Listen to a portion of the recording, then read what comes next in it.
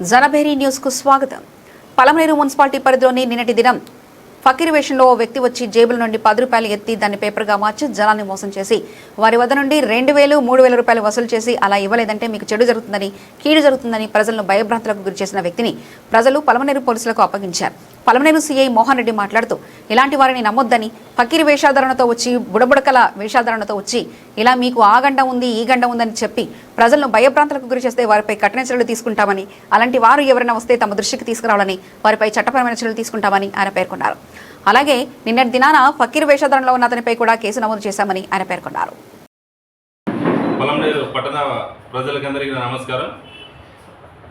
ఈ మధ్యకాలంలో కొంతమంది ఫకీర్ వేషంలోను, సాధు వేషంలో అట్లా కొంతమంది బుడబుక్కలోళ్ళు అని చెప్పి ఇంటి దగ్గరికి వచ్చి మీకు మీ ఇంట్లో దోషం ఉంది, మీకు మృత్యుగండం ఉంది అని చెప్పి కొన్ని మాయమాటలు చెప్పి ఇంట్లో ఉన్న ఆడవాళ్ళకి, అమాయకులకి మోసం చేసి వాళ్ళ దగ్గర నుంచి డబ్బులు గుంజే ప్రయత్నం చేస్తారని చెప్పి మా దృష్టికి వచ్చింది.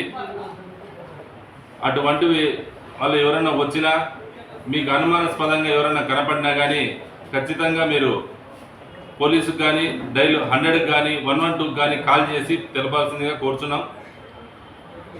రీసెంట్గా కూడా మనకు ఒక కంప్లైంట్ ఉంది. దాంట్లో కూడా ఒక ఫకీరు మీకు మీ ఇంట్లో జబ్బులతో బాధపడుతున్నారు, ఇబ్బంది పడుతున్నారు, అది మేము నయం చేస్తాము, పూజలు చేస్తామని చెప్పి వాళ్ళతో డబ్బులు వసూలు చేస్తున్నారు అనేది మా దృష్టికి వచ్చింది. వాళ్ళపైన 109 కింద వాళ్ళకి బైండ్ ఓవర్ చేసి షీట్ ఓపెన్ చేస్తున్నామని చెప్పి తెలియజేస్తున్నాం. కాబట్టి పబ్లిక్ కూడా ఎవరు ఇటువంటి మోసాలకు గురి కావద్దని చెప్పి పోలీసుల తరఫున తెలియజేస్తున్నాం. Thank you.